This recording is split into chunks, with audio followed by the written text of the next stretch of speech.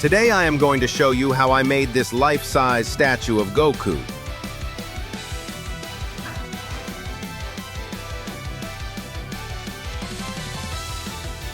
First, I had to 3D print all the parts, and it took quite a while.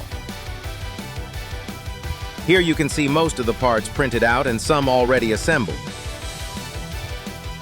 To assemble them, I usually melt the plastic together and then sand everything down to make it as smooth as possible. After all that work comes the primer to get everything ready for painting.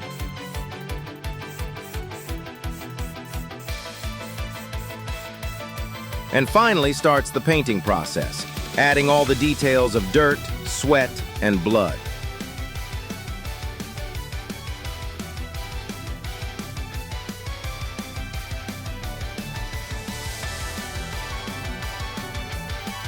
I also wanted to bring this statue to a tattoo convention, so I gave it a nice Shenron tattoo.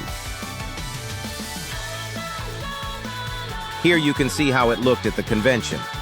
In the end, I decided to go with a clean look, so here is the final result.